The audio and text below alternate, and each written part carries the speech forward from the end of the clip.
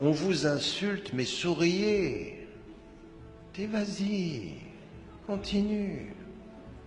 Comme l'autre fois, quand j'étais jeune, je suis dans la voiture, le type, il est à côté de moi, il dit « Rentre chez toi, sale macaque ».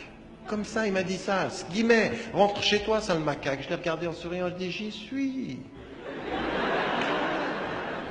C'est tout, continue ta route. Tu vas t'énerver, je ne vais pas m'énerver. Tu n'es pas le maître de mes nerfs. Je suis celui qui maîtrise mes nerfs. Mais ça vient d'où ça? C'est un travail sur soi. C'est un travail sur soi.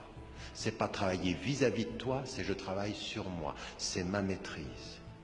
C'est le prophète ﷺ qui est dans un cercle de gens. Au moment, il est assis et il est avec Abu Bakr as-Siddiq, radiyallahu anhu, et ils insultent le prophète ﷺ, il ne répond pas. Il dit rien. Et à un moment donné, Abu Bakr, il n'en peut plus, il réagit.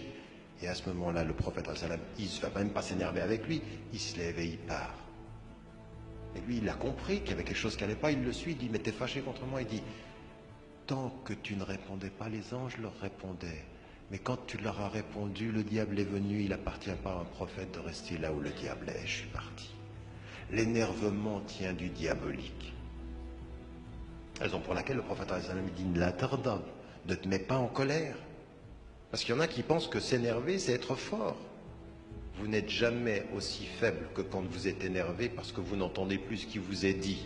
Le fort est celui qui est toujours lucide par ce qui se dit. C'est pas quand il parle qu'il est fort. Toujours garder la lucidité d'entendre.